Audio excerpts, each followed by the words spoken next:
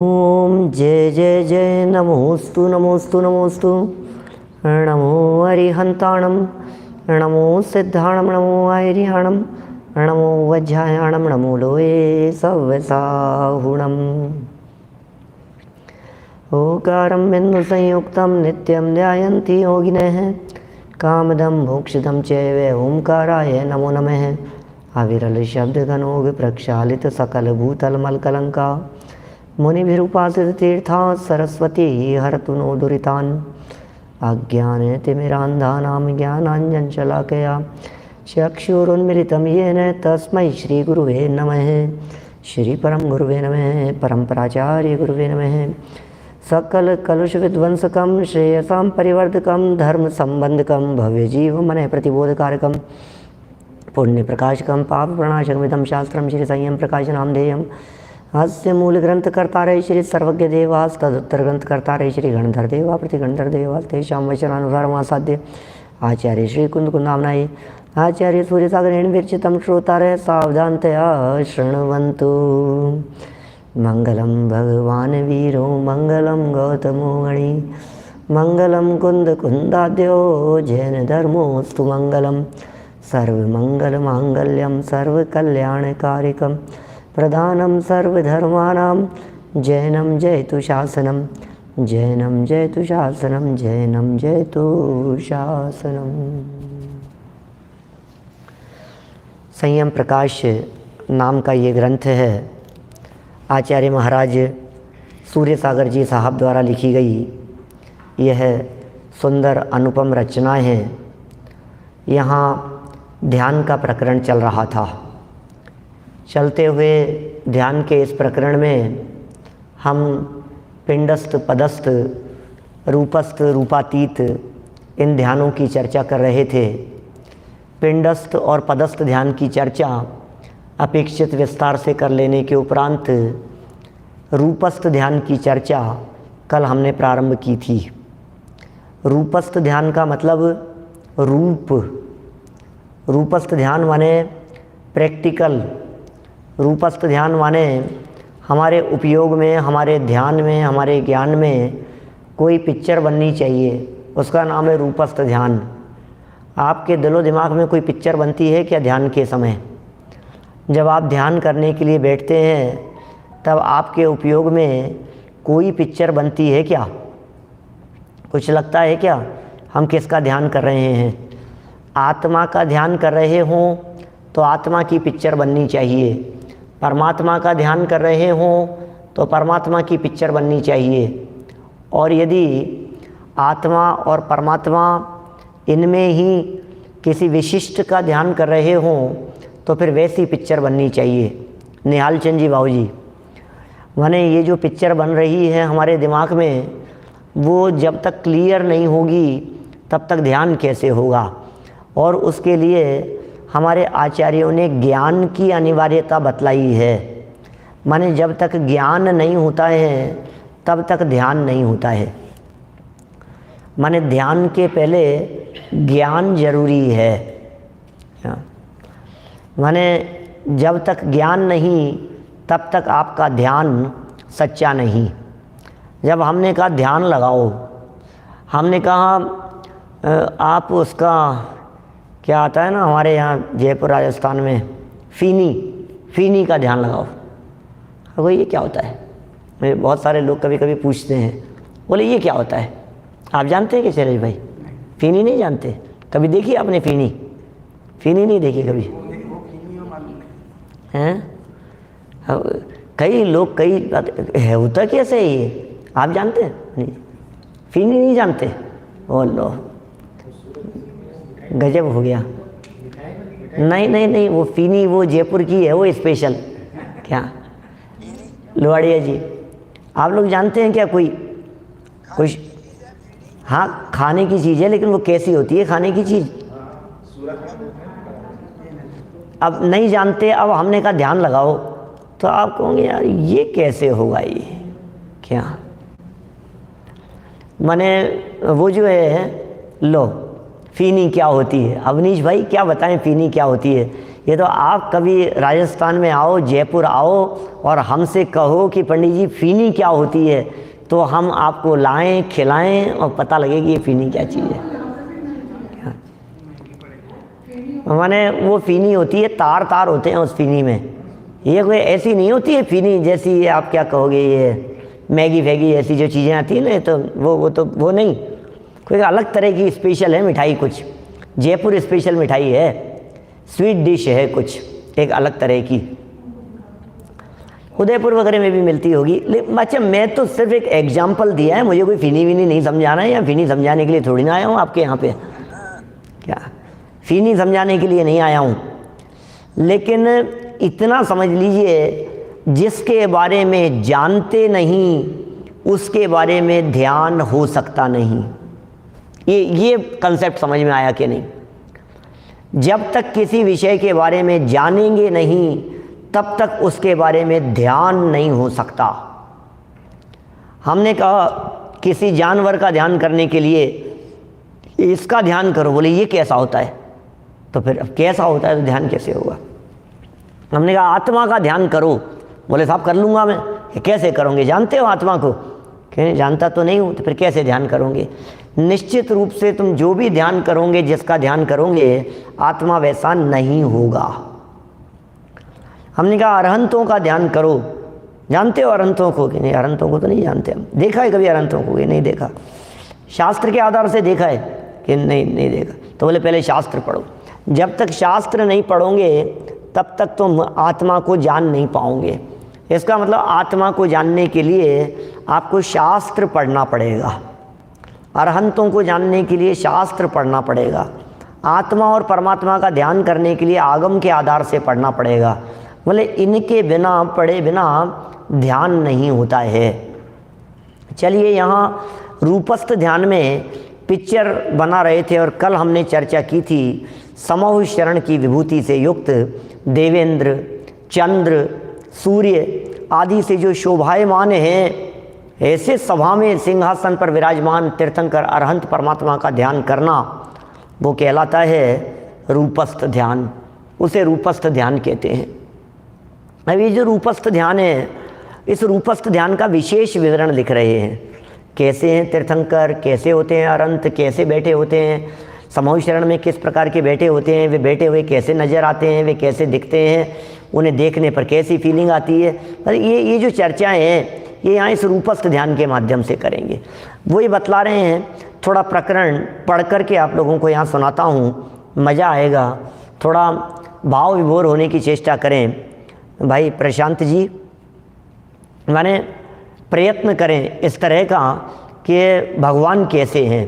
चलो चलते हैं प्रभु के समूह शरण में 20,000 सीढ़ियाँ ऊपर चढ़कर। देखिए 634 नंबर पेज, अर्थ कल हमने पढ़ लिया था, ज्ञानारणों का 36 नंबर का श्लोक था, उसके अर्थ के नीचे से अरहंत भगवान की महिमा अर्थात समूह शरण रूप रचना युक्त ध्यान करना। कैसे ध्यान करना है? अरहंत भगवान की महिमा का ध्यान करना है। अरे जिन्हें अरहंतों की महिमा नहीं आती वो क्या अरहंतों का ध्यान करेंगे? जिन्हें अरहंतों की महिमा नहीं आती वो कैसे अरहंत बनेंगे? सिद्ध बनने के पहले सिद्धों की महिमा आती है, अरहंत बनने के पहले अरहंतों की महिमा आती है, मुनि बनने के पहले मुनिराजों की महिमा आती है, सम्यक दृष्टि होने के पहले सम्यक दृष्टियों की महिमा आती है, ज्ञानी होने के पहले ज्ञानियों की महिमा आती है। ऐसा स्वरूप है क्या साहब? आपको महिमा आती है क्या? जो व्यक्ति जैसा बनने वाला होता है उसके हृदय में उसकी महिमा आए बिना नहीं रहती, और यदि महिमा नहीं आ रही है इसका मतलब ये है वो व्यक्ति उस पद को प्राप्त नहीं कर पाएगा। जिसको मिनिस्टरों की महिमा नहीं आ रही है वो कभी मिनिस्टर बन सकता है क्या? जिसको डॉक्टर की महिमा नहीं आ रही है और कह रहे मैं मेडिकल पढ़ रहा हूँ क्या भाई? मेडिकल तुम पढ़ रहे हो और तुम्हें डॉक्टर्स की महिमा नहीं आती है तो तुम कुछ नहीं कर पाओगे। जिन्हें विद्वान की महिमा नहीं आती है और विद्वान बनने के लिए फैक्ट्री में नहीं बन पाएगा विद्वान। क्यों नहीं बन पाएगा? यदि विद्वानों की महिमा नहीं आती है तो कि साहब नहीं महाविद्यालय में एडमिशन ले लिया अब तो बन जाएगा, इंजीनियरिंग के अंदर एडमिशन ले लिया। अरे इंजीनियरिंग में एडमिशन ले लिया, लेकिन तुम्हें इंजीनियरों की महिमा आती है कि नहीं? कि साहब हमें भगवान बनना है, भगवान बनेंगे साहब, भगवान बनेंगे हम तो, हमें भगवान की महिमा आती है या नहीं? भगवान की महिमा तो क्या है, भगवान ठीक है, होंगे जो भी होंगे। नहीं भैया, अरहंत सिद्धों की महिमा के बिना अरहंत बनने के मार्ग की शुरुआत नहीं होती। लेकिन अरहंत और सिद्धों की महिमा मात्र ही यदि करता रहे तो भी कभी अरहंत बनने की शुरुआत नहीं होती। क्या ख्याल में आ रही है? मैंने क्या कह दिया? दोनों तरह से वाक्य कह दिए। वीतरागियों की महिमा बिना वीतरागी नहीं बना जाता, और वीतरागियों की महिमा में ही अटक गया तो वो भी वीतराग भाव नहीं है, वो भी राग भाव है। भगवान अरे प्रभु ओ धन्य प्रभु, तो ये क्या है? ये राग है भगवान के प्रति। वीतरागियों के प्रति भी राग वीतरागता उत्पन्न करने में बाधक है। तो बोलो वीतरागियों के प्रति राग होना चाहिए कि नहीं होना चाहिए? बोलो अजय सोगानी जी, भोपाल वाले, क्या कहना है आपको? बोलो। नरेंद्र बाकलीवाल जी साहब, उदयपुर, वीतरागियों के प्रति राग होना चाहिए कि नहीं होना चाहिए? वीनू भाई शाह मुंबई, बोलो। विनीत जी भाई साहब आगरा, सचिन जी लुवाड़िया इंदौर, बोलो क्या कहना है आप लोगों को? होना चाहिए कि नहीं होना चाहिए?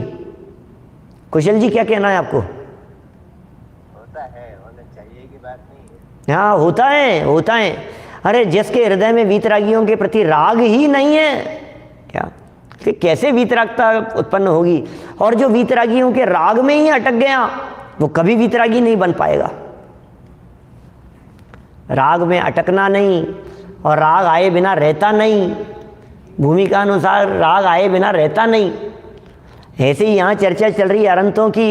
समविशरणादि रूप अरहंतों का ध्यान करना, उनकी रचना से युक्त उनका ध्यान करना, विचार करना। अरहंतों का ध्यान कीजिए। कैसे करें अरहंतों का ध्यान? तो कह रहे हैं श्री मंडप, देखना लाइन दिख रही है क्या? मेरा कर्सर दिखता है क्या आप लोगों को? बहुत बढ़िया। समविशरणादि रूप रचना युक्त ध्यान करना, श्री मंडप जिसमें 12 सभाएं हो। आपको लग रहा है कहाँ बैठे हैं अपन? समूह शरण में चल रहे हैं। चलो सैर करेंगे समूह शरण की, चलो सैर करेंगे। समूह शरण की सैर करने के लिए हम बढ़े, और जैसे ही हम पहुँचे 20,000 सीढ़ियों से ऊपर, और फिर आगे बढ़ते बढ़ते पहली भूमि, दूसरी भूमि, तीसरी भूमि, चौथी, पाँचवीं, छठी, सातवीं, 7 भूमियों को क्रॉस करके जब हम अष्टम भूमि में पहुँचे तो 8वीं भूमि का नाम है श्री मंडप भूमि। आप लोगों को थोड़े बहुत समूह शरण की जानकारी है या नहीं? मैंने ये आप लोग मुमुक्षु ऑफ नॉर्थ अमेरिका वालों के लिए 3 प्रवचन किए थे एक बार समूह शरण पर, याद है क्या? 3 बार समूह शरण के ऊपर 3 प्रवचन किए थे मैंने। एक ही दिन में 3 थे, 3 सेशन थे अलग अलग। बहुत सालों पुरानी बात होगी, कोई कौन से सन की बात होगी, कोई 2014-15 की बात होगी, 13-14 की बात होगी शायद, और भी पहले की हो सकती है। तो बोले उस समय जब वो 3 प्रवचन किए तो एक एक चीज़ बतलाई। अपने को ऐसा लगता है समूह शरण में 12, ऐसा लगता है सीढ़ियों में स्टेप बाय स्टेप बैठते होंगे। नहीं, ऐसा नहीं है। समूह शरण कैसा होता है? तो ऐसा होता है सीढ़ियाँ, तो जो सामान्य होंगे वो नीचे बैठते होंगे, फिर और विशेष होंगे वो ऊपर और ऊपर और ऊपर। तो गणधर होते होंगे वो सबसे टॉप में बैठते होंगे, पहले कोठे में, फिर दूसरे कोठे वाले, फिर तीसरे कोठे वाले, ऐसे नीचे उतर उतर करके होते हैं। क्या अभी मैंने 2021 में, 2020 में शायद, कोरोना के बीच में 2020 की बात होगी, अप्रैल 2020 में मैंने सिंगापुर वालों के लिए भी एक स्पेशल प्रवचन किया समूह शरण के ऊपर, और उसमें तो बहुत स्लाइड्स वगैरह दिखाते हुए भी चर्चा की। यूट्यूब पर उपलब्ध है वो तो स्पेशल प्रवचनों में। समूह शरण पर विशेष प्रवचन 1.25 घंटे 1.5 घंटे का प्रवचन है। बहुत सारी चर्चाएं, क्या है समूह शरण का एक्चुअल स्वरूप, कैसा है समूह शरण। अभी हम समूह शरण में गए हैं, 20,000 सीढ़ियाँ चढ़ करके ऐसे धीरे धीरे धीरे धीरे धीरे धीरे ऊपर पहुँचे। चारों तरफ सीढ़ियाँ हैं, हाँ चारों तरफ सीढ़ियाँ हैं। अब इन चारों तरफ की सीढ़ियों से जब हम ऊपर चढ़े, कहीं से भी चढ़े, तो ऊपर चलने के बाद अब एक लेवल आया ऐसा ग्राउंड लेवल, 20,000 सीढ़ियाँ चढ़ने के बाद जो एक इस क्या कहेंगे उसे, फ्लैट जो लेवल आया है, बस उस पे ही पूरे 8 भूमियाँ हैं। 8 भूमियाँ एक के बाद एक ऐसे राउंड शेप में, राउंड शेप के अंदर 12 भूमियाँ हैं ऐसे, माने 12 नहीं सॉरी 8 भूमियाँ। पहली भूमि, फिर अंदर गए तो दूसरी भूमि राउंड में, फिर तीसरी भूमि और राउंड में, फिर और अंदर गए तो चौथी भूमि राउंड में, ऐसे 8 भूमियाँ हैं। फिर जब 8वीं भूमि में हम पहुँचते हैं तो उस 8वीं भूमि में 12 डिवीज़न हैं अलग अलग, वहाँ 12 सभाएँ लगती है, माने पूरी 12 सभाएँ एक ही लेवल में हैं। वहाँ यदि कोई गधा प्रवचन सुनने के लिए जाए और एक चक्रवर्ती प्रवचन सुनने के लिए जाए तो दोनों में कोई फर्क नहीं है कि क्या बात कर रहे हो आप, चक्रवर्ती को गधे से मिला रहे हो हैं? गधे और चक्रवर्ती को एक के, अरे भाई समविचरण में उसका नाम ही समविचरण है, क्या उसका नाम ही समविचरण है। जहाँ सभी जीव समान हैसियत से रहें उसका नाम समविचरण। राउंड टेबल पर बैठे हुए, जिस तरह से लोग राउंड टेबल पर बैठे हुए हैं कॉन्फ्रेंस टेबल पर, तो अब बीच में जो भी चीज़ रखी हुई है वो जिस तरह से राउंड टेबल पर कॉन्फ्रेंस टेबल पर चारों तरफ बैठे हुए लोगों को एक जैसी दिखाई देती है, ऐसे ही समूह शरण में बैठे हुए तीर्थंकर परमात्मा सर्व जीवों को एक समान दिखाई देते हैं, सब जीवों को एक जैसे दिखाई देते हैं। उसका नाम है समवसरण। श्री मंडप भूमि 12 सभाएँ, ज़रा देखिए पंक्तियाँ क्या है, अपनी अपनी पुस्तक में देखिए। श्री मंडप जिसमें 12 सभाएँ तथा चतुर्निकाय के देव देवी मुनि आरिकाएँ तथा मनुष्य एवं श्रावक श्राविका त्रियंच सब प्रकार के जीव शांति से बैठे हुए हों। ये समूह शरण पिक्चर खिंच रहा है आपके दिमाग में, पिक्चर बन रहा है जिसमें उसके बीच 3 कटनी पर गंधकुटी हो और उस पर सहस्त्र दल का कमल और उसकी कर्णिका के ऊपर सिंह पीठ पर अंतरिक्ष 4 अंगुल ऊंचे श्री अनंत भगवान पद्मासन रूप विराजमान हैं। ओहो, आपको लग रहा है कैसे हैं प्रभु पद्मासन रूप विराजमान? अंतरिक्ष में है, अधर 4 अंगुल ऊपर विराजमान है, कमल से अनटच रहते हैं। मानो प्रभु का उपदेश तो अभी बाद में होगा, लेकिन प्रभु का यह कमल से अनटच रहने वाला देह ये इस बात को दिखा रहा है कि उनका आत्मा भी शरीर से अनटच रहता है। कुछ ख्याल में आ रही है क्या? कमल से 4 अंगुल ऊपर जो बाहरी शरीर दिख रहा है वो इस बात को मानो कहना चाहता है कि जिस तरह से कमल को नहीं छूते हुए तुम्हें दिख रहे हैं ना अपनी आंखों से, उसी तरह से प्रभु अंदर देह देवालय में विराजमान देह को नहीं छूते हैं, शरीर को नहीं छूते हैं, अनटच रहते हैं। ये प्रभु शरीर से भिन्न रहते हैं, शरीर से अलग रहते हैं, अछूते रहते हैं। वे अनंत भगवान कैसे हैं? देखिए, वे भगवान संपूर्ण सभा के बीच में हैं तथा वे अनंत भगवान कैसे हैं? तो कहा संपूर्ण अतिशयों से युक्त तथा सर्व दोषों से रहित हो, सारे अतिशयों से युक्त। चमत्कार यदि देखना हो आपको तो चलो अरहंतों की शरण में। पूरी दुनिया आज चमत्कार की तरफ दौड़े जा रही है। चमत्कार को नमस्कार ऐसा कहा जाता है। चमत्कार देखो भाई, अरे क्या चमत्कार हो रहा, गजब ही हो गया भाई साहब। हाँ, मैंने देखा उनको। अभी देखो ऐसे तो महिमा नहीं आ रही है, सब स्वाध्याय आत्मार्थी लोग हैं ना, लेकिन अभी मैं यहाँ से दर्शन करते समय यहाँ से बाहर निकले, अपने फर्स्ट फ्लोर पे है ब्रैम्पटन का मंदिर, कनाडा का ये ब्रैम्पटन का जो मंदिर है, मंदिर फर्स्ट फ्लोर पर है। और नीचे से चढ़ करके इधर आते हैं ऊपर, और बाहर निकल करके अपन यहाँ सामने पैसेज से अपन मानस स्तंभ के दर्शन कर लेते हैं। और वहाँ भी नीचे सीढ़ियाँ हैं, सब इतना सुंदर बना हुआ है। अभी मैं यहाँ से सामने हॉल से बाहर निकले, गेट खुला और ऐसे चलते चलते सीधा चलने लग जाऊँ और बिल्कुल जहाँ मानस स्तंभ है उस जगह पर खड़ा होकर के, सुभाष भाई, मैं जिस जगह पर वो मानस स्तंभ है बिल्कुल वहाँ भगवान जो ऊपर विराजमान है ना, उनके ऐसे बगल में ऐसे खड़ा होकर के दर्शन करने लग जाऊँ, देखने वाला देखो देखो वो अदर वो कहाँ खड़े हैं। अब आपको कैसे लगेगा?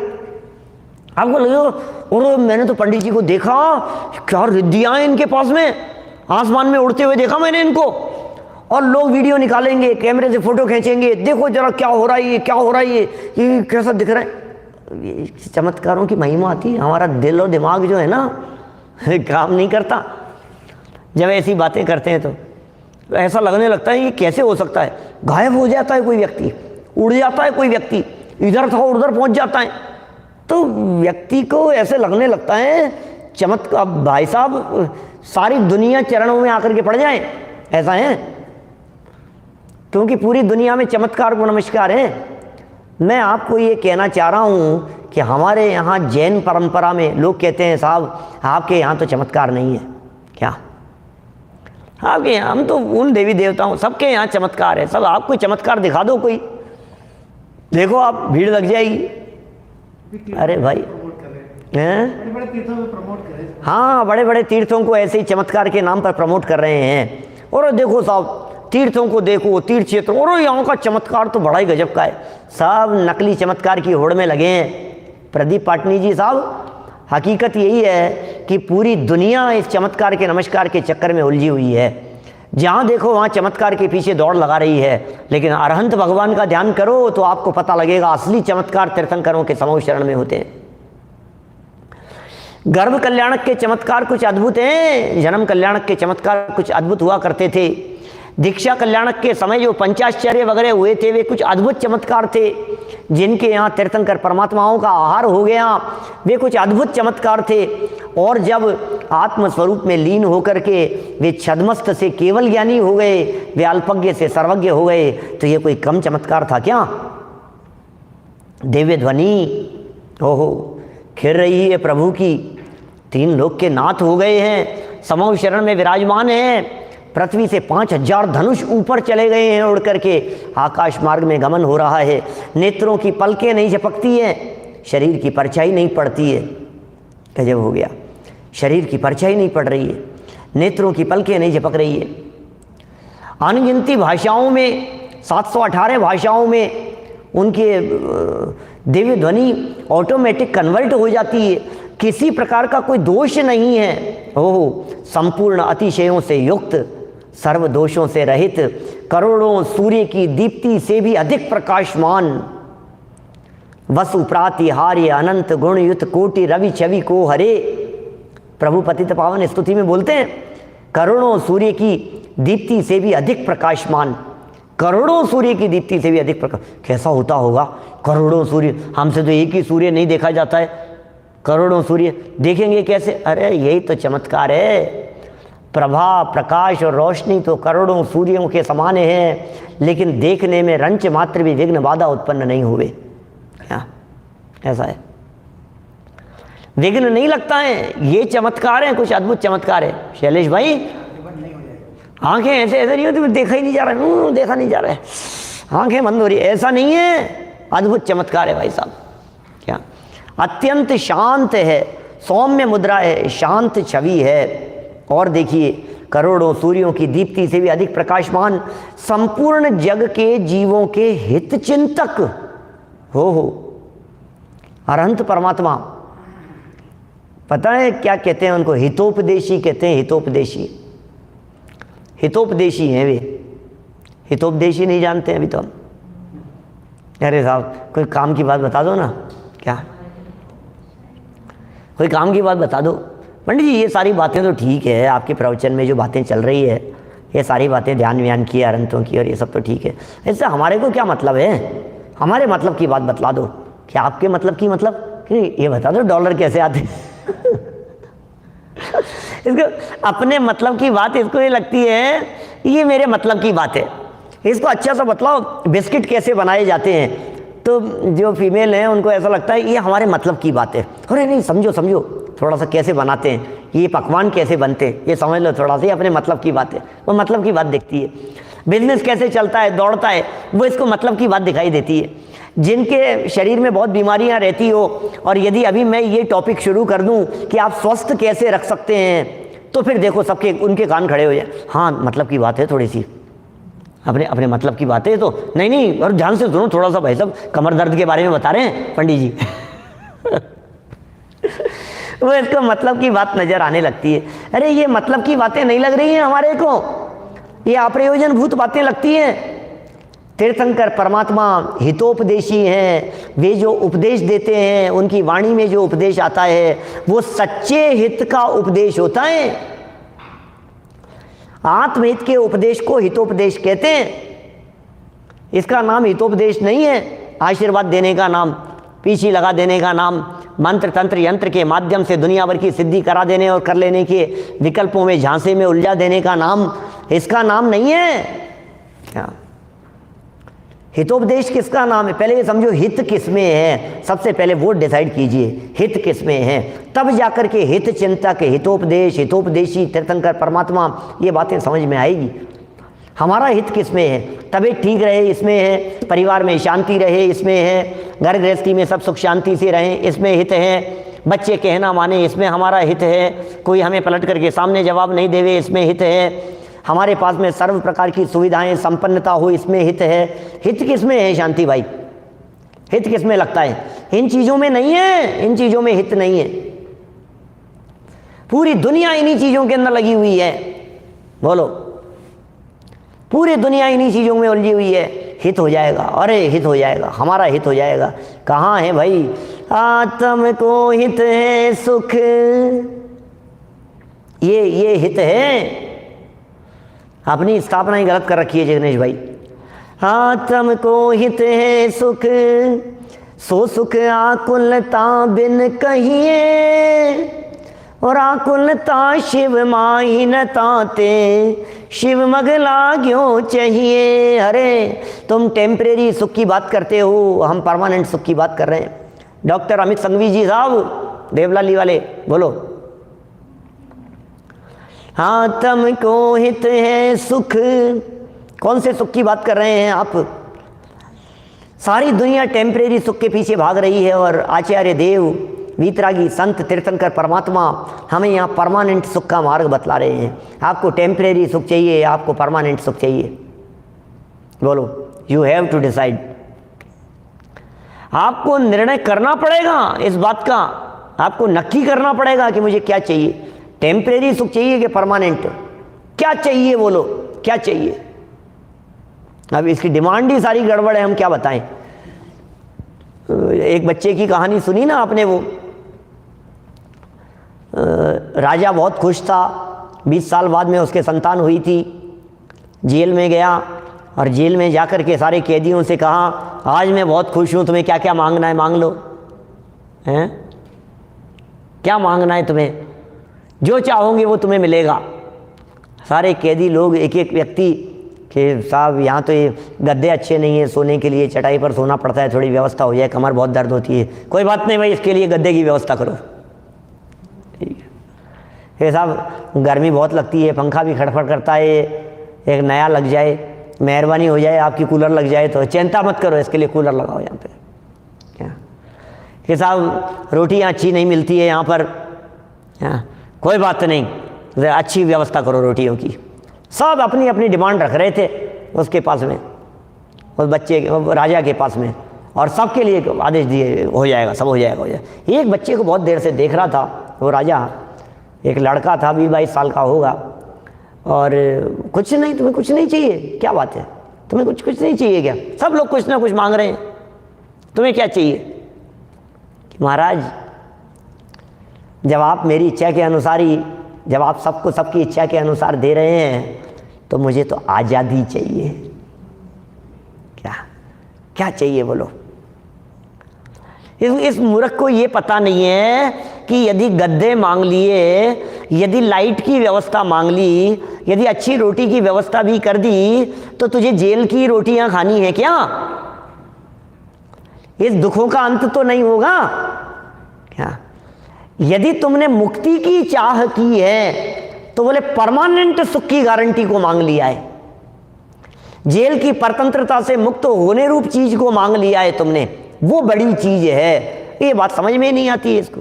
ये अब तुम्हें क्या चाहिए भाई साहब, चलो आपको क्या चाहिए, आप अपने अपने लिस्ट दो, सबको जो जो चाहिए वो सब मिल जाएगा। उसमें देखना, एक बात कहता हूँ दावे के साथ, आपकी जो भी विश लिस्ट है उसमें सुख शब्द नहीं होगा कहीं कि मुझे सुख चाहिए। आपकी लिस्ट में यही हो सकता है, लैपटॉप चाहिए, गाड़ी चाहिए, बंगला चाहिए, हैं ये चाहिए, वो चाहिए, अच्छी ये मिल जाए, वो हो जाए। क्या क्या बात कर रहे हो, क्या बात कर रहे हो, आपको क्या चाहिए आपको? यदि आपने सुख की डिमांड की है, सुख चाहिए हमारे को, बोले सारी चीजें ऑटोमेटिक सॉल्व हो गई, सारी प्रॉब्लम सॉल्व हो गई। प्रॉब्लम्स का सॉल्यूशन चाहिए कि नहीं चाहिए आपको? देखो, आपको यदि गाड़ी चाहिए तो गाड़ी मिल जाएगी, फिर 3 साल बाद में गाड़ी खराब हो जाएगी, फिर क्या करोगे? खत्म। आपको मोबाइल चाहिए, लेटेस्ट चाहिए बिल्कुल, आपको 6 महीने बाद में नया वर्जन आ जाएगा। अब लेटेस्ट का क्या होगा? फिर रोएगा तो अब क्या करेगा? आपको क्या चाहिए, इसके जवाब में सुख चाहिए कि नहीं चाहिए? योगेश मामा, यदि सुख की डिमांड, यदि कोई व्यक्ति सुख की बात करता है कि मुझे तो सुखी होना है, परमानेंट सुखी होना है, तो इसका मतलब वो सही व्यक्ति है, उसका चिंतन सही है। और सुनो, हमारे तीर्थंकर परमात्मा पैसे नहीं बांट रहे हैं, क्यों? जानते हैं पैसे बांटेंगे तुम्हारे पास में खत्म हो जाएंगे, फिर रोता हुआ आ जाएगा मेरे पास में। क्या नहीं, यहाँ डॉलर की बात कर लो, डॉलर नहीं बांट रहे हैं, डॉलर पूरे हो जाएंगे फिर रोता हुआ आ जाएगा। आपको लड्डू नहीं बांट रहे हैं, लड्डू पूरे हो जाएंगे फिर रोने लगेगा। आपको गाड़ियाँ नहीं बांट रहे हैं कि आपकी गाड़ी खराब हो जाएगी, फिर रोने लग जाओगे। तो क्या कह रहे हैं? बोले सुनो, सच्चा हित तो इस बात में है कि आपको सुख का मार्ग बतला दिया जाए, सुख का रास्ता बतला दिया जाए। हमारे तीर्थंकर परमात्मा ये सुख का मार्ग बतलाते हैं, इसलिए सच में वे हमारे हित चिंतक हैं। तुम भक्तों को कुछ नहीं देत, अपने समान बस बना लेत। कुछ नहीं देते हैं भक्तों को, कुछ भी नहीं देते हैं, यहाँ कुछ नहीं देते हैं। हित चिंतक कह रहे हैं यहाँ, अरे समूह शरण में जाओगे तो क्या मिलेगा, क्या मिलेगा? कई लोग तो ऐसे मूर्ख होते हैं, तबीयत ठीक नहीं है, चल एक चक्कर समूह शरण में लगाया, तेरी तबीयत ठीक हो जाएगी। अरे वाह, क्योंकि हमने सुना है समूह शरण में कमर दर्द नहीं होता, हमने सुना है समूह शरण के अंदर घुटनों में दर्द नहीं होता। कल हमने की थी ना चर्चा थोड़ी बहुत आपसे, समूह शरण का ऐसा अतिशय होता है, समूह शरण के ऐसे चमत्कार होते हैं कि समूह शरण के अंदर सर्व प्रकार की सुविधाएं प्राप्त होती हैं, भूख प्यास सर्दी गर्मी सब निपट जाते हैं। यहाँ वो होता है समूह शरण, सारे रोग मिट जाएं, सारी बीमारियां मिट जाएं। अब तू बीमारी मिटाने के लिए जा रहा है? अरे तीर्थंकर परमात्मा के समूह शरण में जाने वाले जीवों के जन्म मरण की बीमारी मिट जाती है, तू कमर दर्द की बीमारी मिटाने के लिए आया है? क्या हो गया है तुझे? क्या? तीर्थंकर परमात्मा के समूह शरण में जाने वाले के मिथ्यात्व की बीमारी चली जाती है। जन्म जरा मृत्यु विनाशनाय जन्म निर्वपामिति स्वाहा हो जाता है वहां जाने पर। तू कर क्या रहा है? वे परमानेंट सुख की गारंटी दे रहे हैं, वे अनंत सुख की बात कर रहे हैं, वे अपने बगल में लाकर के बिठाने की बात कर रहे हैं। और तुझे लगता है मेरा कैंसर ठीक हो जाए, तुझे लगता है मेरी किडनी की हार्ट की प्रॉब्लम ठीक हो जाए। तुझे हो क्या गया है? तुझे क्या हो गया है? तुझे क्या हो गया है? क्या समझाएं तेरे को? हित चिंतक हैं। और सुनो, मजा आता है, अनंत भगवान का चिंतन कर रहे हैं, उनके स्वरूप का विचार कर रहे हैं। प्रभु आपने एक ज्ञायक बताया, तिहु लोक में नाथ अनुपम जताया। प्रभु आपने एक ज्ञायक बताया, तिहु लोक में नाथ अनुपम जताया। क्या चाहिए आपको प्रकाश चंद जी साहब? क्या चाहिए डॉक्टर मानमल जी साहब कोटा वाले? बोलो। एक गायक जो बतलाया है वो। और देखिए कैसे हैं प्रभु समूह शरण में विराजमान। आगे देखिए, परम शांत हैं, ध्यान कर रहे हैं हम उनका, उनके स्वरूप का स्मरण कर रहे हैं। परम शांत हैं तथा सप्त धातुओं से रहित हैं। परम औदारिक शरीर से युक्त हैं। वाह वाह, परम औदारिक शरीर से युक्त हैं। कैसा होता है परम औदारिक शरीर? स्फटिक वाला होता है क्या? परम औदारिक शरीर कैसा होता है शांति भाई? परम औदारिक शरीर कैसा होता है? परम औदारिक स्फटिक का होता होगा, सप्त धातु रहित होता है। लेकिन कैसा सप्त धातु रहित? कैसा चमकता होगा, तेज होता होगा, ट्रांसपेरेंट होता है क्या कोई ऐसा? स्फटिक तो ट्रांसपेरेंट होता है, कैसा होता होगा? अरे तो सब उपमाएं हैं स्फटिक वगैरह। तो जैसा अपना स्वरूप है इसी तरह का होता है, जैसा आपका शरीर है वैसा ही होता है। अंदर सप्त धातु नहीं होते, अंदर निगोद नहीं होते, अत्यंत सुंदर हो जाता है, ये बात अलग है। युवा वर्ग की जैसे 20-22 साल के 24 साल के युवा साथियों की जैसे युवाओं की तरह अत्यंत सुंदर शरीर होता है, ऐसा है। देखो क्या कह रहे हैं आगे, बोलिए साहब, कुछ पूछना है? कहाँ है 3 कटनी? आई थी क्या ऊपर कहीं? ओ 3 कटनी नहीं जानते आप? 3 कहाँ है? ऊपर से तीसरी लाइन, हाँ, जिसमें उसके बीच 3 कटनी पर गंध कुटी हो। 3 कटनी शब्द आया था, ऊपर दिख रहा है, सामने से पूछ रहे हैं 3 कटनी माने क्या है? 3 कटनी माने प्लेटफॉर्म्स, 3 अलग अलग प्लेटफॉर्म। अपने भी यहाँ जो वेदी है ना भगवान की, वेदी कैसी होती है? जैसे ऐसे चले, स्ट्रेट चले ऐसे ऊपर, फिर फर्स्ट कट तो उसे कहते हैं फर्स्ट कटनी, फिर ऊपर चले तो फिर सेकंड कट, वो सेकंड कटनी है, फिर और ऊपर चले तो वो थर्ड कटनी।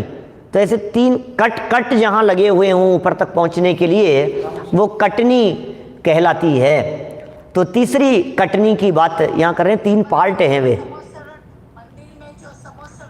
हाँ हाँ, मंदिर में जहाँ समोचरण है ना, जहाँ जहाँ बने हुए होते हैं समोचरण की रचनाएं होती है, सब जगह पर इस तरह की 3 कटनियाँ होती। वेदी भी प्लेटफॉर्म कहते हैं।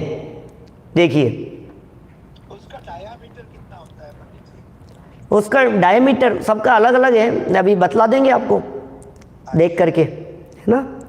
तो सबका अलग अलग है, और समोचरण की साइज भी सबकी 12 योजन से लेकर के 1 योजन तक की है, अलग अलग तीर्थंकरों की सबकी साइज। तो उसी के प्रमाण में वो घटता चला आया है आगे आगे के तीर्थंकरों तक। तो परम औदारिक शरीर से युक्त हैं, अचिंत्य चरित्र वाले हैं, गणधर व मुनियों से, मुनि गणों से सेवनीय हैं। ओह, स्यादवाद वक्ता हैं। क्या बात कह रहे हैं, स्यादवाद वक्ता हैं वे, अपेक्षा से बात करते हैं, स्यादवाद वक्ता हैं। उनके द्वारा कही गई बातें एकांतवाद की पोषक नहीं है। माने तीर्थंकर परमात्मा एकांतवादी नहीं होते। हमारे तीर्थंकर परमात्मा, हमारे अनंत भगवान स्यादवाद वक्ताएं वे। स्यादवाद मई वाणी तेरी, जिन धर्म की शान है। स्यादवाद मई वाणी तेरी, जिन धर्म की शान है। समव शरण देख कर, शांत छवि देख कर, गणधर भी हैरान है, गणधर भी खुशहाल है। क्या क्या कह रहे हैं? स्यादवादमयी वक्ता हैं, अनेक नयों से निर्णय करने वाले हैं, निर्णय कराने वाले हैं, अनेक प्रकार के नयों से, घाती अकर्मों के नाश होने से, अनंत चतुष्टय अर्थात अनंत ज्ञान, अनंत दर्शन, अनंत वीर्य और अनंत सुख प्राप्त करने वाले हैं। नव केवल लब्धियों के धारक हैं। ओहो प्रभु, प्रभु कैसे हैं? अनंत परमात्मा समव शरण में विराजमान, नव केवल लब्धि रमा धरंत, 9 प्रकार की केवल लब्धियों से सहित हैं। चंद्रमा के समान श्वेत छत्र से त्रैलोक्य का प्रभुत्व दर्शाने वाले। पता है 3 छत्र किस बात के सूचक हैं? तीनों लोकों के स्वामी होने का सूचक है। ऐसे नहीं होते 3 छत्र। छत्रत्रयं त्रव विभाति शशांक कांतान, मोच्य स्थितं स्थगित भानुकर प्रतापम। 3 छत्र प्रख्यापया स्त्री जगत परमेश्वरत्वम। बोलते हैं कभी भक्तामर स्तोत्र का ये श्लोक है, प्रख्यापयस त्रिजगतः परमेश्वरत्वम। अरे प्रभु, आपके ऊपर जो लगे हुए 3 छत्र हैं, ये 3 छत्र आपके 3 लोक के नाथ होने को सूचित करते हैं। पता है छत्र कैसे होते हैं? ये छत्र 3 लोक के प्रतीक हैं। इनमें क्या होता है, छत्र होते हैं ना, ऊपर बड़ा, फिर नीचे छोटा, फिर और नीचे छोटा, ऐसे ऐसे छोटा, फिर बड़ा, ऐसे नहीं होते। पहले होता है बड़ा, मस्तक के ऊपर यहाँ बड़ा, फिर उसके ऊपर छोटा, फिर उसके ऊपर और छोटा। आप यदि थोड़ा सा बारीकी से उन तीनों छत्रों के लगे हुए को देखोगे तो आपको ऐसा महसूस होगा जैसे 3 लोक की रचनाएं। ख्याल में आता है क्या? लोक होता है ना, लोक की जो रचना है वो नीचे से चौड़ा होता है 7 राजू का, फिर थोड़ा घटता जाता है, फिर मध्य लोक के ऊपर आकर के वहाँ 5 राजू रह जाता है, फिर ऊपर घटता घटता वो 1 राजू रह जाता है। तो नीचे 7, फिर 5 और फिर 1। तो ये जो शेप बनता है ना 1, 5 और 7, ऐसा जो शेप बन गया है, ये प्रतीक है इस बात का कि वो 3 लोक हैं, वे ऊपर 3 लोक के नाथ हैं वे। ख्याल में आई मैंने क्या कह दिया? तीनों लोकों के पूज्य पने के या तीनों लोकों का प्रतीक ये 3 छत्र कैसे होते? मैंने 1-2 जगह पर ऐसे उल्टे लगे हुए देखे छत्र। लोगों को पता नहीं होता है छत्र कैसे लगने चाहिए, तीनों छत्रों का जो रूप है वो किस प्रकार से होना चाहिए। बोले 3 लोक के स्वरूप को दिखाने वाले हैं ना, तो लोक जैसे ही डायमेंशन में होने चाहिए, उसी तरह से होने चाहिए। नीचे बड़ा, फिर ऊपर छोटा, फिर और ऊपर छोटा, ऐसा, और फिर ऊपर जाकर के विराजमान हो गए ऐसा। प्रख्यापयस त्रिजगतः परमेश्वरत्वम। आप 3 लोक के नाथ हैं, श्वेत छत्र से त्रैलोक्य का प्रभुत्व दर्शाने वाले, और उनके ऊपर देवकृत 64 चंवर ढुर रहे हैं।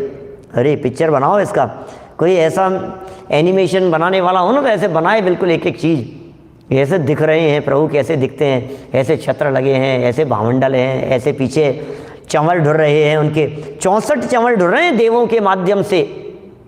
सेवा करने वाले होते हैं 64 चंवर ढोने वाले, और भावमंडल की अतुल बिना युक्त हैं, जो दर्शन मात्र से शोक को दूर करने वाले हैं। भावमंडल के अतुल बिना युक्त, क्या है कुछ शब्द वब्द छूटा है शायद, कुछ ऐसा लग रहा है। भावमंडल की अतुलनीय अतुल शोभा युक्त, ऐसा कुछ है। भावमंडल की अद्वितीय शोभा, 7 भाव दिखाई देते हैं भावमंडल के अंदर भव्य जीवों को। भावमंडल में दिखते हैं, प्रभामंडल होता है ऐसे पीछे गोल बना हुआ, भव्य जीवों को अपने ज्ञान में भावमंडल में देखने पर 7 भाव दिखाई देते हैं। क्रमबद्ध सूचित होता है वहाँ उसे देखने से। अभी इतना समय नहीं है उसका विस्तार करने का, लेकिन बड़ा अद्भुत स्वरूप है उस भावमंडल का भी। इतना ही नहीं, हो क्या कह रहे हैं यहाँ, देखो ये जो छत्र कह दिया, चंवर कह दिया, आजकल एक नई परंपरा चलने लगी है देश में, नई चली है, लेकिन जब तक मैं बूढ़ा होकर के समझाऊंगा तब तक लोग कहेंगे हम तो बचपन से ये देख रहे हैं। क्या ऐसे नाचते हैं आजकल, पता नहीं क्या करने लगे, क्या नौटंकी चालू हो गई समझ में नहीं आता, ऐसे ऐसे करके नाचने लग जाते हैं आजकल। पता नहीं क्या है, क्या हो गया है, ये कहाँ से आ गई है ये बातें, नई नई बातें, कौन सिखा रहा है, कहाँ से आ रही है। एक बार चालू हो जाती है तो लोग उनकी नकल करना चालू कर देते हैं। मंदिरों के अंदर रोज़ाना ऐसा करना चाहिए, रोज़ ऐसा करना चाहिए मंदिरों में। सबसे पहले सिंगापुर में देखी मैंने, फिर उसके बाद में देश में भी कई जगह खबरें सुनी इस तरह की। मैंने कहा ये क्या हो रहा है। और आजकल जगह जगह मंदिरों में, क्षेत्रों में जाते हैं लोग, वहाँ पूजन होती है, उस प्रक्षाल वगैरह होती है, फिर उसके बाद में चंवर ले ए नाचते रहेंगे। नहीं क्या क्या कर रहे हो, ऐसे ऐसे हाथ लगा के नाचते, क्या पागलपन हो गया ये। कोई कहने वाला नहीं है, कोई सुनने वाला नहीं है, कोई बताने वाला नहीं है, नई नई परंपराएं चालू हो रही है। योगेश मामा क्या करें बोलो, पूरे दुनिया भर में ये बड़ा, जो व्यक्ति कोई नई बात बतला दे वे ऐसी भीड़ चाल चलती है और सारे दुनिया भर के लोग पागल हो जाते हैं, बिल्कुल ऐसे चल जाते हैं, अंधश्रद्धा और अंध भक्तों की तरह चलने लग जाता है कुछ भी। भाई प्रियंक शास्त्री जी, पूरे दुनिया भर में नहीं चल रहा है ये इस तरह का, ये आज मैं कोई नई बात चालू कर दूं कि नहीं ऐसे नहीं ऐसे करना चाहिए, हाँ पंडित जी ने नई बात बतलाई आज तो हमारे को, नई बात बतलाई हमारे को। अरे नई नई के नाम पर तुम जैन शासन का मटिया मेट कर रहे हो, तुम्हें ये पता नहीं है क्या? जैन शासन को धूल धूमिल कर रहे हो आप इन बाहरी आडंबरों के नाम पर, बिना सोचे समझे न मालूम क्या क्या चालू हो जाता है।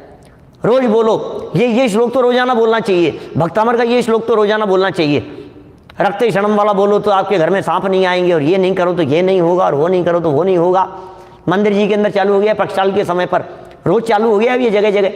जैसे शांति धारा तो कंपलसरी हो गई है आजकल, हर मंदिर के अंदर कंपलसरी हो गई है पूरे दुनिया भर में, इसलिए हो गई है। नहीं नहीं, इसके बिना तो शांति नहीं आती है, इसके बिना तो शांति नहीं आती है। आप कैसी बात कर रहे हो आप? क्योंकि कब से चालू हुई? तुम्हारे दादाजी से भी पूछना, होती थी क्या रोजाना मंदिर में? कोई बताने वाला नहीं, कोई नहीं। अब बन गई परंपरा, कौन रोके कौन बतलाए? मुझे मालूम है मेरे कहने से रुकने वाली भी नहीं है, मेरे कहने से रुकेगी भी नहीं। लेकिन इतिहास में जब कभी ये मेरे प्रवचन सुने जाएंगे, आज के 100 साल 500 साल बाद भी ये रिकॉर्ड के अंदर रहेगी ये बात कि एक विद्वान ऐसा हुआ था जिसने बहुत प्रयत्न किया इन बातों को रोकने का, लेकिन जो चलनी थी जो चलती रही। परंपरा तो नहीं थी ये, कम से कम ये तो बात आएगी कि ये इस समय से नहीं चालू हुई थी, इस युग से, इस जमाने में। आगे आने वाला इतिहास 500-1000 साल बाद में ये तो कहेगा कि ये जो परंपरा चालू हुई थी, ये नई परंपरा उस जमाने में इसने ज्यादा जोर मारा था जगह जगह चलने की। होती होगी, मुझे कोई ऐतराज नहीं है, 100, 200, 500 साल पहले भी होती होगी, लेकिन कभी कदाचित किसी मंदिर में होती होगी, कभी कभी होती होगी, साल 6 महीने में एक आध बार होती होगी, लेकिन ऐसा तो नहीं है। आज तो हर आदमी जो मंदिर प्रक्षाल करने के लिए आ रहा है वो उसके बिना ये समझ रहा है कि मेरी तो प्रक्षाल पूरी नहीं हुई, मेरा तो दर्शन पूरा नहीं हुआ, मैंने शांति धारा नहीं देखी तो मेरा दर्शन करना बेकार हो गया। ये कौन सी मान्यता घुस गई है दिमाग में? क्या करें? इसके बिना दर्शन नहीं होते, इसके बिना पूजन प्रक्षाल नहीं होती, इसके बिना अधूरा हो जाता है, इसके बिना दिन ही पूरा नहीं होता है, इसके बिना संकट दूर नहीं होंगे। तुम्हारे कर्मों का क्या होगा ये तो बताओ। राम तेरी गंगा मैली हो गई, कैसे? पापियों के पाप धोते धोते ऐसे धुल जाते हैं। बस तुमने क्या किया? तुमने भी तो यही किया। वो उसने पाप धोने के लिए वो गंगा में जाकर के डुबकी खुद तो लगाई कम से कम। यहां तो तुमने जलधारा अपने ऊपर नहीं करी, जलधारा भगवान के ऊपर करी और कहा कि उसके ऊपर करने से मेरे धुल जाएंगे कि तुम खुद तो नहाई नहीं हो। वहां तो जाकर के कम से कम खुद तो नहाया था गंगा में जाकर के, कैसे धुल जाएंगे? मेरे समझ में नहीं आती है। ये पाप का प्रचार नहीं है तो और क्या है? कितने भी पाप करो, अब भगवान के पास में आकर के धारा छोड़ दो और तुम्हारे सारे पाप धुल जाएंगे। कितने बड़े धोखे में हो। तुम्हारे कर्मों का क्या होगा? खोटे कर्मों का फल नहीं मिलेगा, खोटे कर्मों की सजा नहीं मिलनी चाहिए। जैन शासन के कर्म सिद्धांत का क्या होगा? क्या होगा स्वयं की ये जो कर्म शुभाशुभ फल निश्चय ही वे देते? क्या होगा गाथाओं का जो ग्रंथों के अंदर लिखी हुई है? क्या होगा पद्म पुराण आदि ग्रंथों के अंदर की गई चर्चाओं का? क्या होगा गोमट सार आदि के अंदर की गई चर्चाओं का? सारा कर्म सिद्धांत, सारी चर्चाएं, सारे शास्त्रों की बातें सब झूठी नहीं हो जाएगी? सारे दुनिया भर में धर्मचंद जी साहब पोपाबाई का राज चल रहा है, क्या कहो, चल रहा है जो चल रहा है। और यही पूरे देश में, देश क्या, मैं तो अभी तो कनाडा में बैठा हुआ हूं, यहाँ 3 दिन बाद में अमेरिका चले जाएंगे। सब जगह पर जहां देखो वहां यही चल रहा है, जहां देखो वहां यही चल रहा है। देखो क्या लिख रहे हैं यहाँ पर, ये कह रहे हैं, ये तो बात ऐसी आ गई, वो चवल ढूंढने की बात आई ना, तो मुझे ऐसा लगा चवल ढूंढते रहते हैं लोग, चवल ढूंढते रहते हैं। क्या गजब हो गया चवल ढूंढना। आप लोगों ने नहीं देखिएगा कभी? आप लोग तो यहाँ रहते हो, कहाँ देखोगे आप लोग? देश में भी ऐसे चलने लग गया, ऐसे नाटक करने, सारे लोग एक साथ। जितने लोग बैठे हुए हो ना मंदिर के अंदर, 20-25 लोग हों तो 20-25 लोग 2 पैरों के ऊपर खड़े हो जाएंगे, पैरों पे 2 पैर होते हैं, और 2 पैरों पर खड़े होकर ऐसे ऐसे नाचने लगेंगे। तो प्रभु बहुत अच्छे अच्छा मारा। फिर वो क्या हो गया पता नहीं, भगवान जाने क्या हो रहा है। क्या कहे, क्या होना चाहिए? भगवान के दर्शन करो शांत भाव से, वीतराग छवि को देखो, वीतराग जिनेंद्र देव के दर्शन करो, प्रभु जैसा बनने की भावना भाव। बोलो, वो देवता प्रसन्न होकर चमड़ ढूंढते हैं। देवता लोग प्रसन्न हो। अरे आपके हाथ में चंवर हो, भक्ति का प्रसंग हो, तब तो चंवर की बात समझ में आती है। न तुम्हारे पास में चंवर है, न कोई भक्ति चल रही है, ये काय की नौटंकी चल रही है, मुझे ये समझ में नहीं आ रहा है। भक्ति चल रही है, भक्ति का आयोजन है, भक्ति संध्या का आयोजन हो रहा है, भक्ति संगीत हो रहा है, हाथ में चंवर ले रखे हैं, वहां चंवर विराजमान थे। कोई व्यक्ति को कहा कि भैया आकर के नृत्य करो, तो उसने हाथ में चंवर ले लिए और हाथ में चंवर लेकर के उसने भक्ति करना शुरू कर दिया। तो बात समझ में आ रही है क्या? नहीं, भाव बनाओ, हमारे ऐसे काय के भाव बनाओ इस तरह के। नाटन का नाम भाव है क्या? ये क्या है ये? बोलो।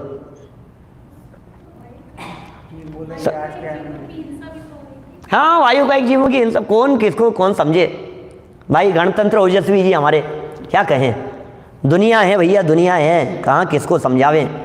देखो जरा, दर्शन मात्र से शोक दूर हो जाते हैं। अपन तो अरंतों के स्वरूप की चर्चा कर रहे थे भाई, हम तो प्रभु के स्वरूप की चर्चा कर रहे हैं। समूह शरण में विराजमान अरंतों को देख रहे हैं। तीन लोक के नाथ अरंत परमात्मा को देखो, देव लोग 64 चंवर ढूंढ रहे हैं। ओह कैसा अतिशय है आपका प्रभु।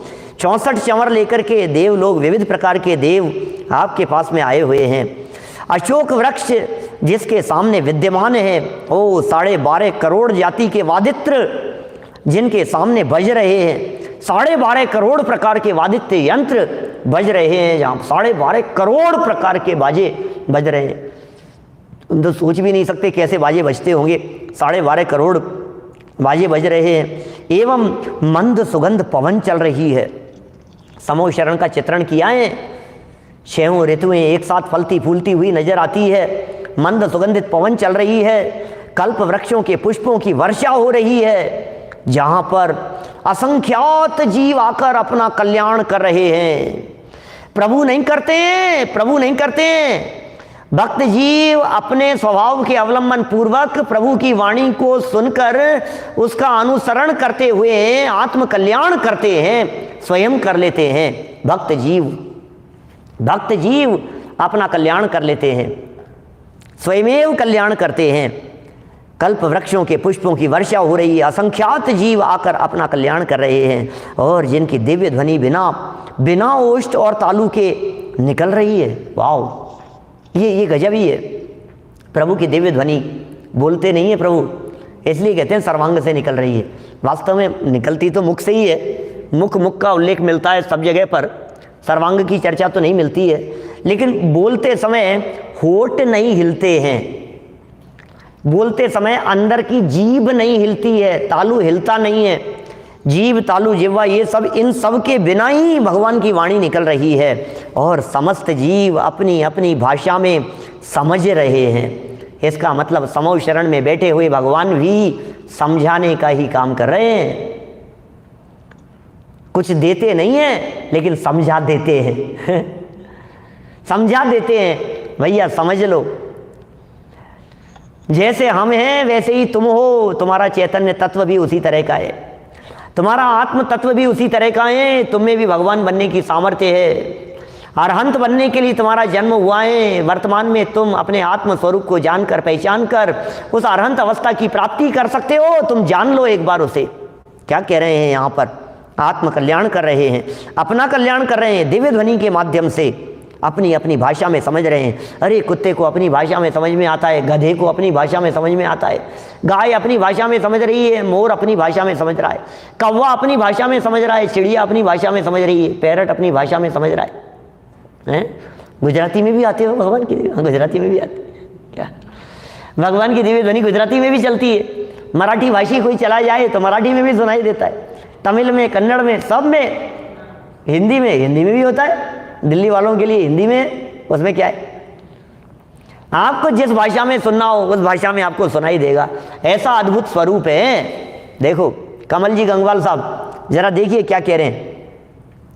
सब जीव निशंक एवं जाति विरोध को छोड़कर उपदेशामृत श्रवण कर रहे हैं। ओहो, सब जीव निशंकित होकर के, जाति विरोध को छोड़कर, जाति नहीं है, विरोध नहीं है, सबको छोड़कर उपदेश अमृत श्रवण कर रहे हैं। ओहो, शेर जहाँ बैठा है वहीं हिरण बैठे हुए हैं।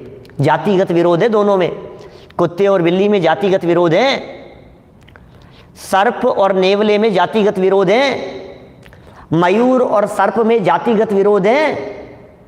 मोर की आवाज सुनने मात्र से सर्प भाग जाते हैं। जातिगत विरोध वाले जीव भी बराबर उन सब बातों को सुन करके समझ करके अपना आत्म कल्याण कर लेते हैं। भाई दीपक गंगवाल इंदौर से देखो क्या कह रहे हैं। और भगवान निश्चय सम्यक्त्व और ज्ञान रूप होते हुए, भगवान कैसे निश्चय सम्यक्त्व और ज्ञान रूप होते हुए परम अद्वैत रूप आत्म स्वभाव में लीन है। वाह वाह। सकल गेय ज्ञायक तदपि निजानंद रसलीन,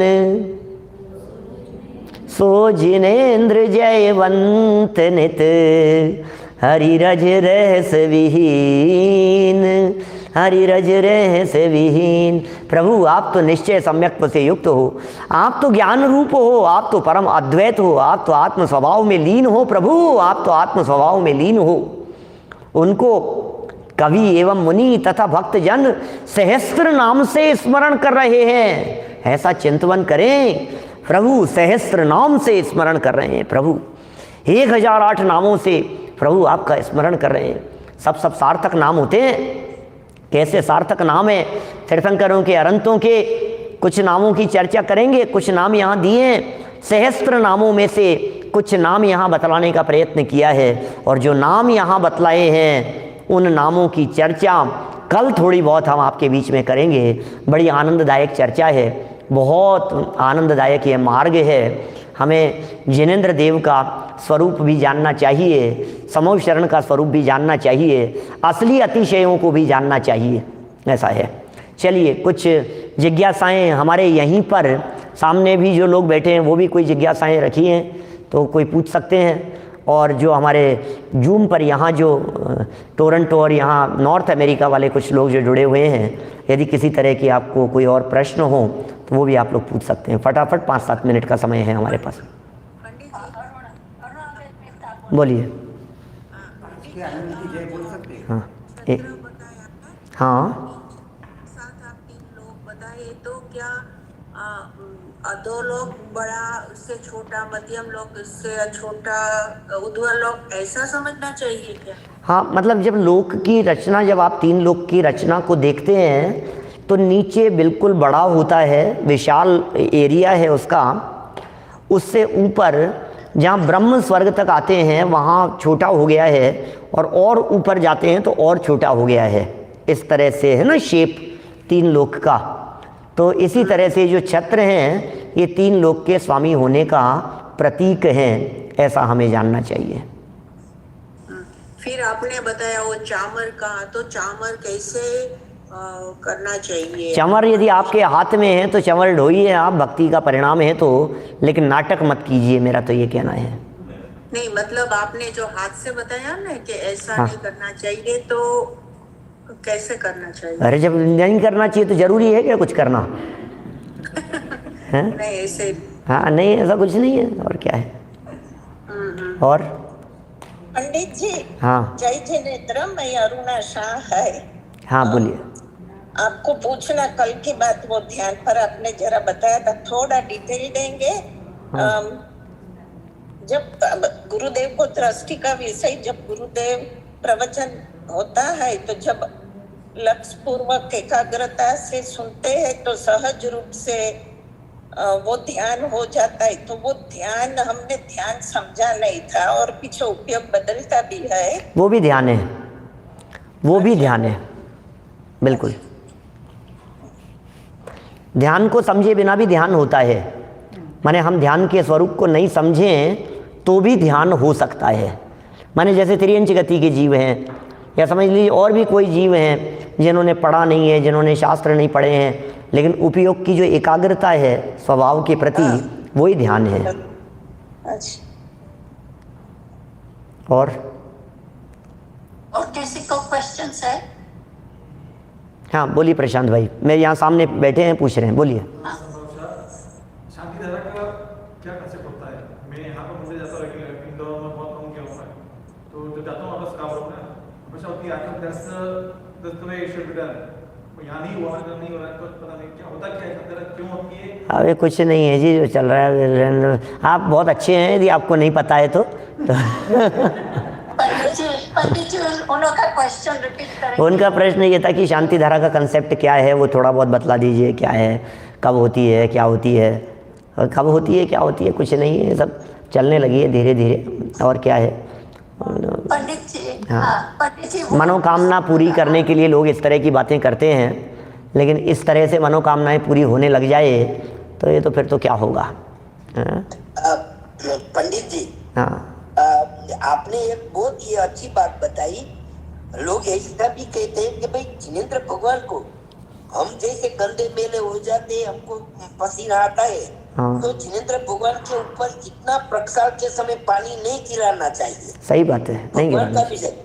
और शांति धारा में इतना पानी बहा देते हैं कि बात मत पूछो। तो शांति धारा का जो ये जो आपने जो बताया ना, हाँ, ये हाँ। अभी नया कंसेप्ट चला है, हाँ, हाँ। वो तो परंपरा में है ही नहीं। ये लोग को समझ में नहीं आता। हाँ, ये हाँ। आपने बहुत अच्छा बताया। ठीक बात है। चलिए, कई लोगों का कहना है टोरंटो के मंदिर के दर्शन करा दीजिए। आजकल मैं जब भी थोड़ा सा फ्री महसूस करूँगा तो पूरे मंदिर के अच्छे से मैं दर्शन करा दूँगा। अपलोड भी हो जाएगा, फिर आप लोग देखते रहना, उसको जैसा भी होगा करा देंगे। हाँ बोलिए, आ रही है। और कुछ है, चलें जनवाणी स्तुति करें। हाँ, आपका प्रश्न और किसी का है यहाँ से, बोलिए। पंडित जी एक सेकंड, सामने से आंटी पूछ रही, कंचन आंटी, बोलिए।